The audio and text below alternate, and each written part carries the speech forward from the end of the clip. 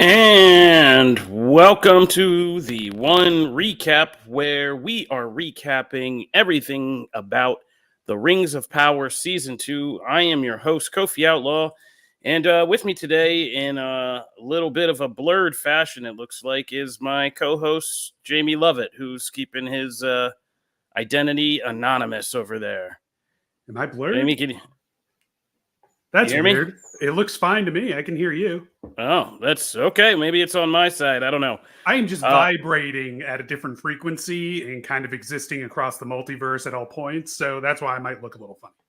Okay, well, yeah, this continues our technical challenges era that we're currently in, but we're gonna push through and yeah, let's get to talking. So, we are here to recap the Rings of Power Season 2, Episode 5. We're on Episode 5, right? I'm beginning to get lost. Yes. Sounds right to me. Yeah. Yep. We are in Episode 5, and yeah, picking back up with our discussion, we were really kind of high on Episode 4 of the show. We really enjoyed it, and we were both kind of wondering if Rings of Power was starting to actually make this turn, because both of us have not been so dismissive of the show to say like we shouldn't be watching this, but we have had, what I think are pretty fair critiques about where things are going right and where things are maybe not going so right and could be maybe turned a little bit. Last week, we kind of highlighted a balance of delivering, basically an entire Lord of the Rings movie experience in an episode where we got, action, drama, romance, darkness, scary stuff, and, wit, humor. Like, we got it all. This episode, you saw it early. I saw it just in real time with the audience we were talking about. And I asked you just to give me a heads up about like what it was that we were getting in this episode. And I think you really nailed it by saying, this episode is called Halls of Stone. It's a very Game of Thronesy episode, I would say, of Rings of Power, in the sense that it's mostly about conversations in rooms and what kind of shifting dynamics those conversations are illustrating as we're having them. And I thought this was pretty great. I was really kind of came away from this episode being like, Rings of Power may really be cooking right now, and we're finally cooking, because I think this episode centers in on and does so many things right about what the real meat of this show is, which is the story, the actual mechanics. It's doing for Lord of the Rings when it's working.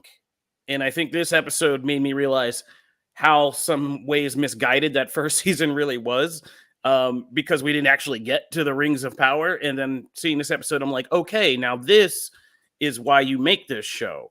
And it's doing for Lord of the Rings what Andor did for Star Wars, in my opinion, which is taking on the hard task of showing you how, evil or corruption or these negative, bad things in the world begin to roll out, and how it takes, the decisions and temptations, and even for the best of reasons, these minor compromises that begin to build up and stack on one another until you've got like a real significant problem in the world, in darkness.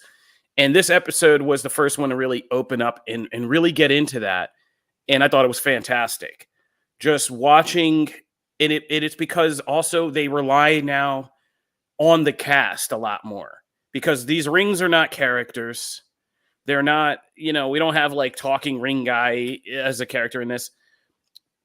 This is all very stage play. Like, it's just the actors in rooms talking and having to really sell us on what's going on in the subtext of each of these scenes. And this was so well done in that way. Like, Charles Edwards as Celebrimbor really shines in this episode. I forget the name of the actor who plays Doran 3, Peter Mullen as Doran the Third.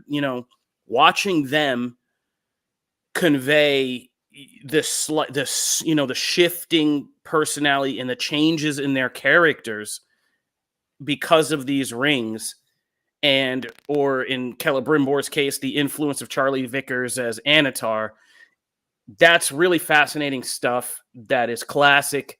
It doesn't require a bunch of special effects. Like I said, it just requires actors, stage, acting, and, now we're seeing the parts of lore come alive that we really want to see.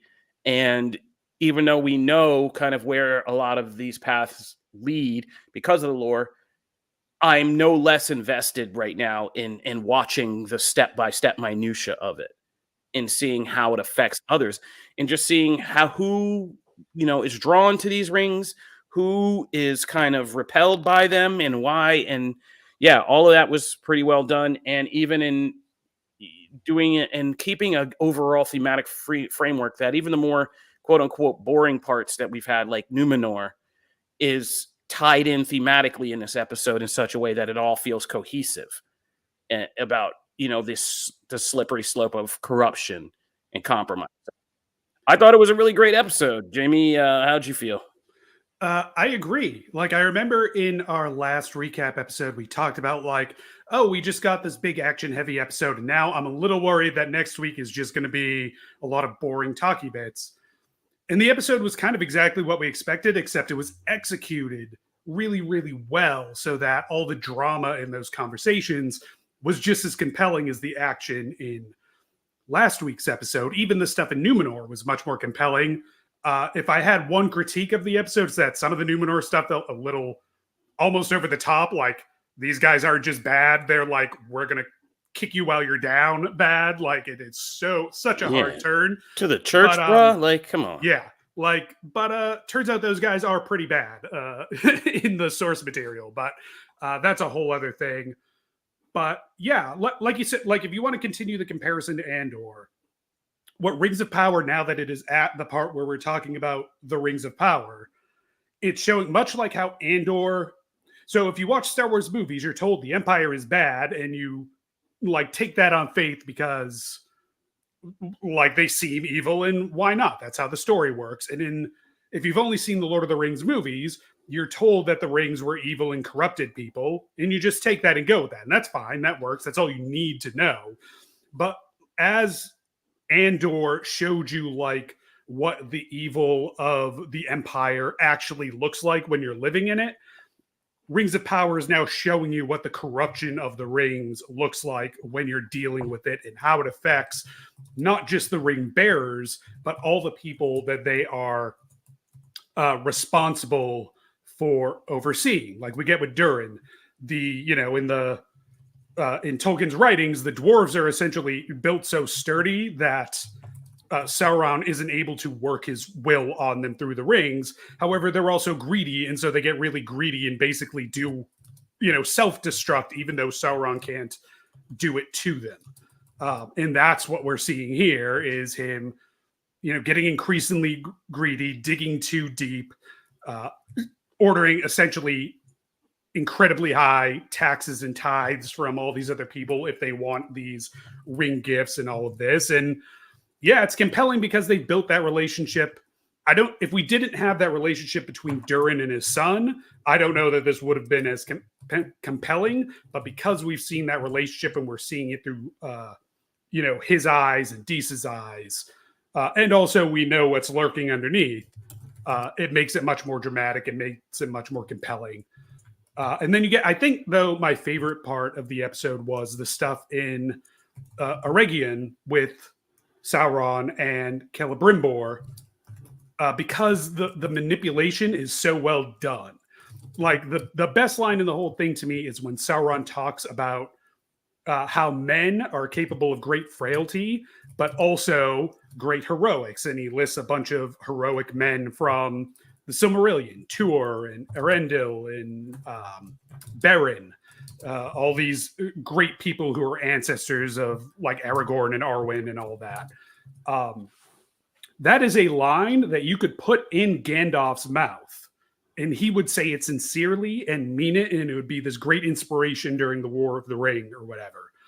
But here, it's said by Sauron, who is doing it insincerely to manipulate. And that is such a perfect representation of what Sauron is, this deceiver that takes something that is meant to be good and that should be good and wraps it around a deception to serve his selfish purposes, all just encapsulated in like that one line in that one scene with him and Celebrimbor. So yeah, I'm really digging that. You know, the stuff in Iridian is developing very differently than how it goes in the books. Like the order of operations that eventually leads to this battle is basically going in reverse.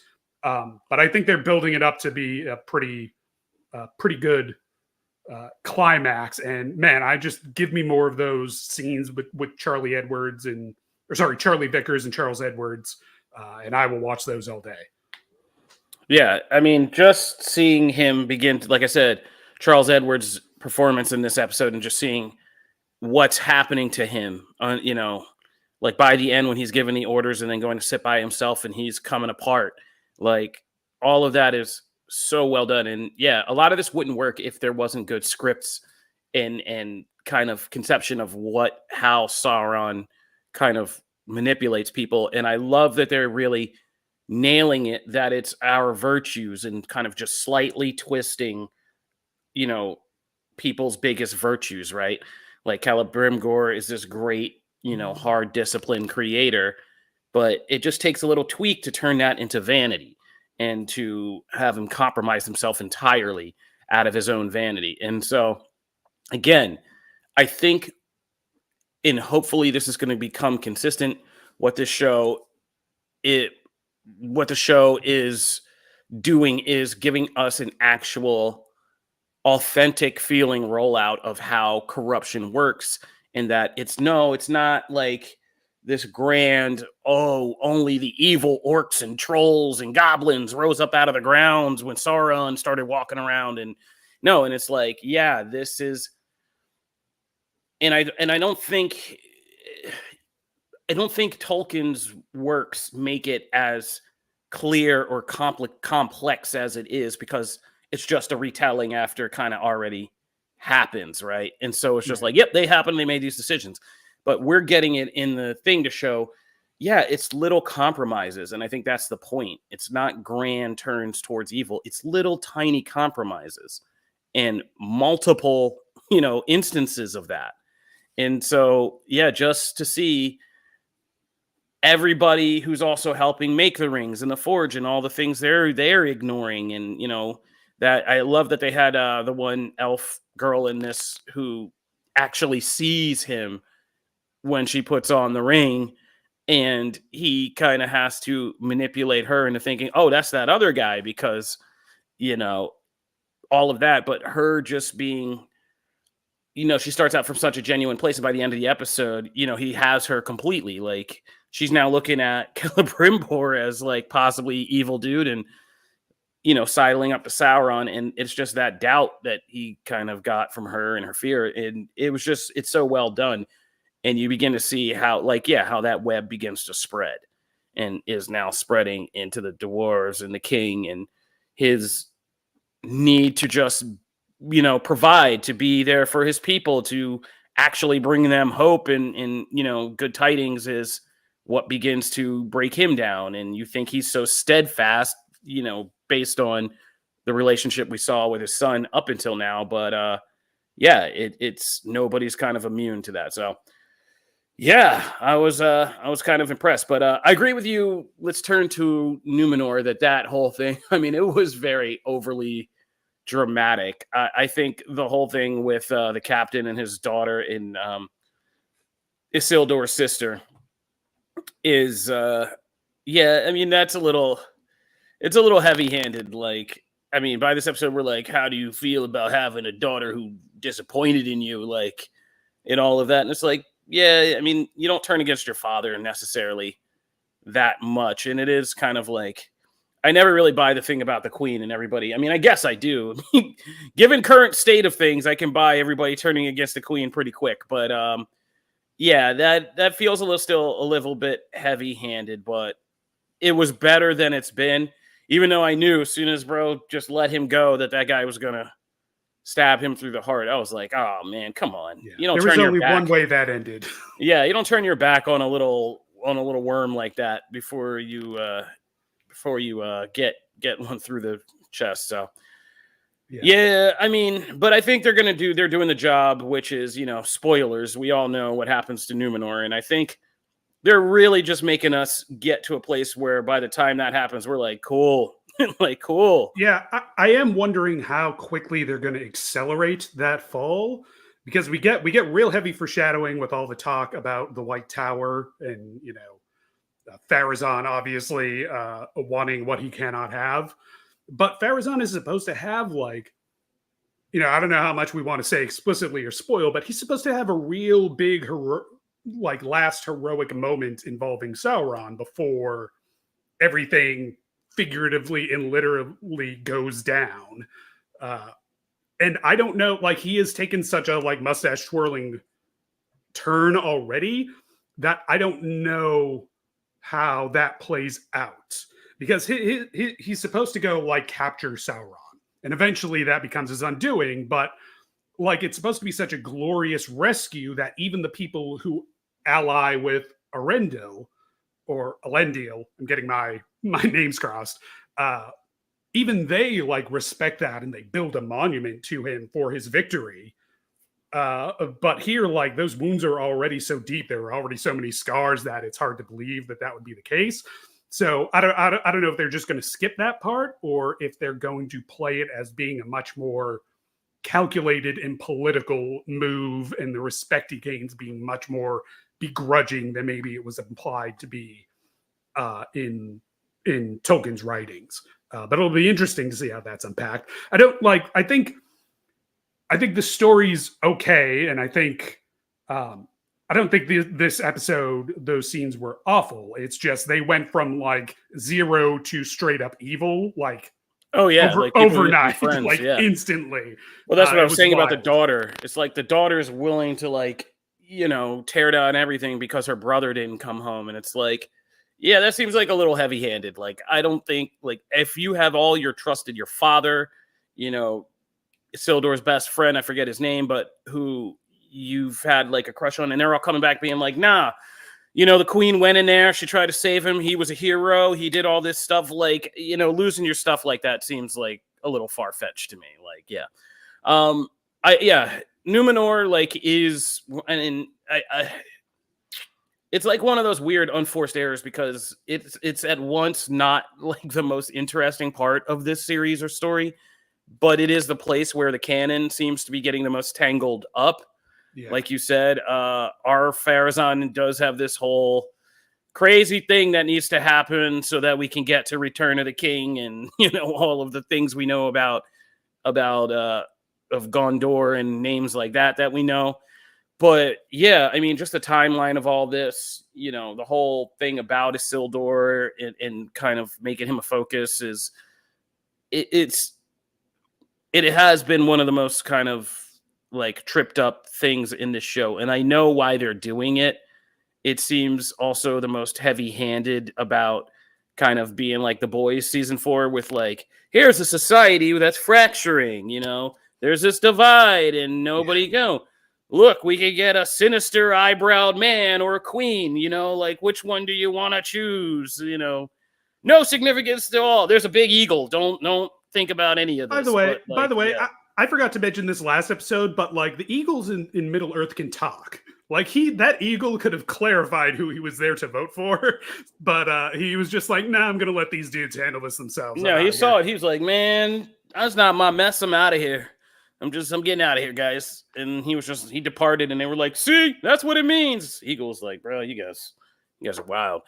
But yeah, so I mean, it is that, like I said, it's the most obvious tie to our current socio-political reality that's kind of going on in Numenor. But yeah, I am really curious how they're going to tie that all up and how long they're going to spend there, because this show really could cut a lot of significant budget by just wrapping that up by the end of this season.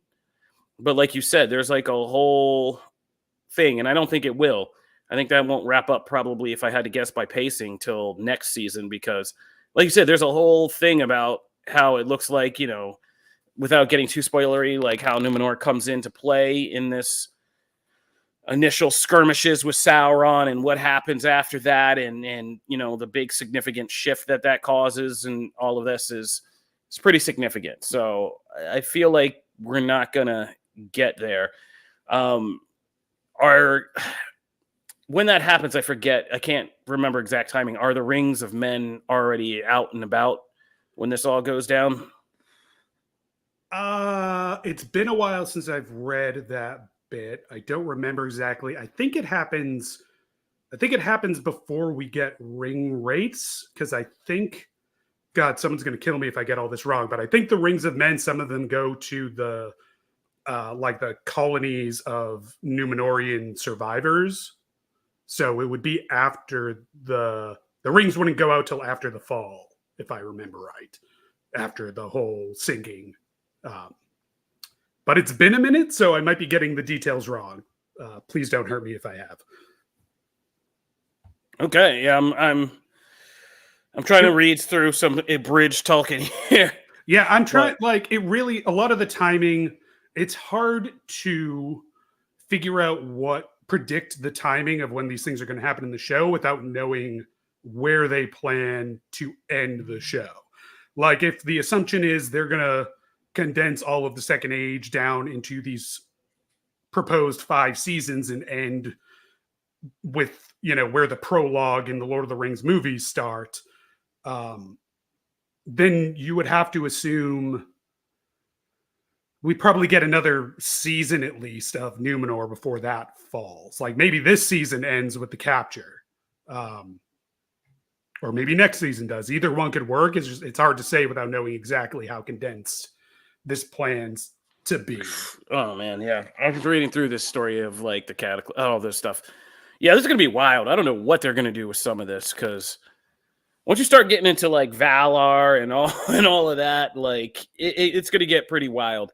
So I wonder, I mean, if we are gonna get into that, I mean, and you know, literal shaping of worlds and Yeah. all of that seems pretty out there. We could, but I mean, hey, we'll see. We'll see what happens. Now, if I had to predict,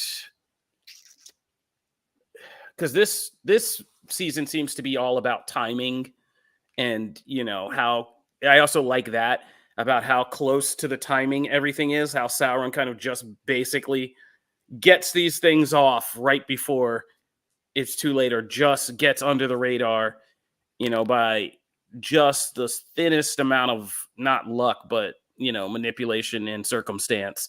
So I think this is kind of the race to see if we get all the rings completed before people figure out what's taken place. And I think that this season ends with like the rings having been completed, but Anatar having been outed. And then the third season becomes a much more kind of direct, we got to get this guy, but our side is deeply compromised type of war story. And I wonder if this season, I don't think we get the fall of Numenor this season. No, that's what I'm saying. I think too just fast. Yeah. The rings. Yeah. Oh, yeah. We only got 3 more episodes, so no. Oh, yeah. I forget. Them dropping those first 3 has thrown off my sense of where we are in this season. It still feels like we're on like the first couple episodes when actually we're halfway through, or more than halfway through.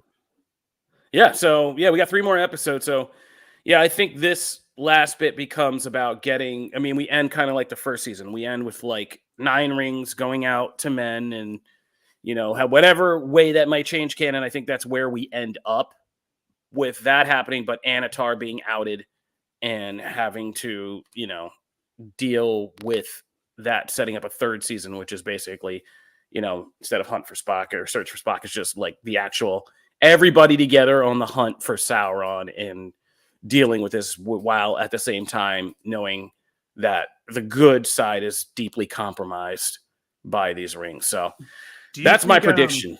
Do you think that Sauron is going to take control of Adar's host before they lay siege to Celebrimbor, or do you think he's going to slink off and hide some more and let his enemies fight each other? I think that, I think he kind of, it's hard to say because they purposefully started the season with the whole thing between him and Adar. And so it would seem like if you're talking about seasonal full circles, it would end with him coming back around and, putting something through Adar's head Right. and being like, yeah, this was fun, but now this is mine. And I could see them doing that because obviously we're going to be taking some liberties with the canon now. And this is a TV show. So yeah, I could see that. And like I said, I think it's going to be next season that we get a more straight up war story where it's just like, yeah, Sauron has an army that he's kind of mustering.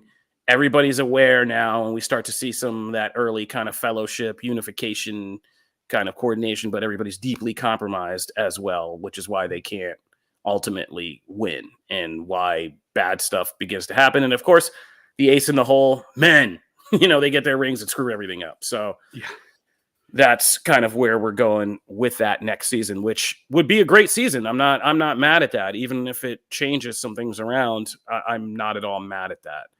And let's be honest, this is not the first time the Lord of the Rings movies or live action adaptations have changed things around for the sake of big battles. I mean, we're kind of steeped in that history. You can argue, but you can argue about it all you want. I still want to see Two Towers every time. I still love that movie every time. So, I don't care if Helm's Deep isn't exactly the way it's supposed to be, guys. Like, it was dope and I loved it. Shout out to Finland for tuning in. Thank you for saying that. We love everybody tuning in from across the world. Let's see. Is there anything else? Are we missing out? Galadriel. Hey, she's still in this. No, I'm just kidding. I like how but it is funny how these episodes we do just kind of like leave off certain people and just kind of move around. But yeah, that was good. The other elves were technically in this episode. They just didn't do much. Elrond and Gil-galad. Elrond was just trying to get his run on like the whole time. Like he dropped the cloak. It was serious. I was like, oh boy, once you drop the cloak, you're really trying to get somewhere.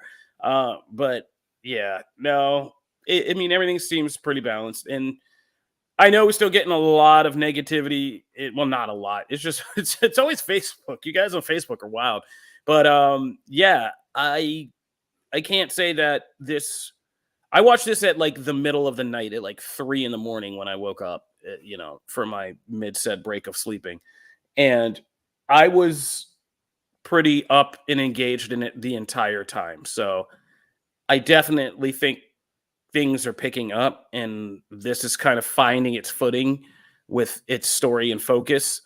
And so I hope that continues next. And yeah, we even got that was a Balrog tease, wasn't it?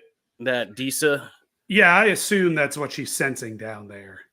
Yeah, did a little Jurassic Park thing. That was great. I like that. Although that gave me nightmares. I will say I'm a claustrophobic. I do not like anything that has to do that's why the descent freaks me out. Anything under the earth and stuff like that.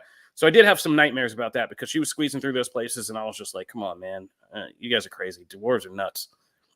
But yeah, I do wonder if we'll see the Balrog and how much of it we'll see in all its glory. If we'll get maybe not this season, but before the end of the show, like a full just Balrog rampaging through Moria extended sequence or something like that, because that would be interesting to see. I mean, it would be pure like, if you're doing an extended scene like that, it's pure payoff or climax at that point. But if we're spending this much time with the dwarves, maybe we get there and earn that. Yeah, seeing a Balrog versus a bunch of people with no hope of beating a Balrog is also going to be that'd be kind of fun because I mean, not for them, but for us to see like a bunch of dwarves taking on a Balrog would be like a bunch of ants swarming a fire snake. It'd be kind of crazy. So I'm hoping we get something like that. But I feel like the Balrog will be kind of teased again. It'll be like another. He just kind of comes in for cameos. He's like, I'll see you in season 3. We got a little tease in season 1. He does another little tease in season 2. He's like the Thanos of this whole thing. So, finally he'll emerge by the third round. But other than that, I think we've done it. Yeah, I think we've done it. I think we've done the thing. Is there anything else, Jamie, you'd like to add about this episode? Any kind of deeper cuts of Tolkien lore that we don't want to miss? Not off the top of my head. I mean, we mentioned the White Tower briefly. That's the thing that you would see if you were going to Valinor. you would see that tower first. Like that's the first thing you see, and that's where the Númenóreans are not allowed to go because Manwë, the Lord of the Valar, forbids them because that's not for them. And ultimately, that will be a problem for them. And then if you're wondering who those names that Sauron rattled off are when he was talking about the heroic men, those are all ancestors involved in Aragorn and Arwen's story. Beren is Beren of the Beren and Luthien story that Aragorn is singing about in the not the Return of the King, the Fellowship of the Ring, and throughout the Lord of the Rings. They are ancestors of Arwen, and then Tuor is one of the great men who lived with the elves and is the only man who got to go to where the Valar are and live eternally with the elves because he was so great. And he is the father of Erendil, who is the one who went and summoned the Valar to basically save the day against Morgoth. And then Erendil is the father of Elrond, who again is, Arwen's father, obviously. And Elros, the first king of the Númenóreans, and therefore an ancestor of Aragorn. So that's all those name drops there. So yeah, I think that makes Arwen and Aragorn kind of like very distant cousins, by the way. But, this happens when you have people that are immortal or live for centuries. It's just unavoidable. Yeah, I mean, that's the thing also, we really got to, I hope they really do just hammer that point just a little bit more, that like all these characters are going to live for a very long time either because they can or because of these magical artifacts that they come into contact with I hope they stress that a little bit more and, time and what that means, you know what I mean? So that'll be it for this episode of Rings of Power Season 2, Halls of Stone. We want to thank everybody for tuning in and joining us on this live stream. We hope you guys are at least enjoying Rings of Power somewhat. If you're just here to rage, comment, it still kind of means you're enjoying it because you're taking that much of an effort. But I'm not here to dissect your psychology. We are Comic Book Nation, and we are an entire nation of podcasts. In addition to doing recaps of Rings of Power, we have regular segments every week, including our anime segment, Anime Initiative, every Tuesday, our comic book review segment, the poll list every Wednesday. And in addition to doing these recaps, we have our semi-regular gaming segment called Quick Save every Thursday. And on Fridays, we have the Comic Book Nation live show, which is now at 9 a.m. Eastern Time, where we talk about the week in geek and interact with all of you, the listening fans. Thank you, Jamie, for hopping on with me. Also coming up is we have a busy week next week. We have a bunch of shows coming out. We have Agatha All Along returning. We have Penguin dropping, Transformers. People are hitting me up right now about Transformers 1 stuff. So it's going to be a big week in geek next week. So tune in to Comic Book Nation and all our segments to keep up with it all. And, we'll see you out there. Peace.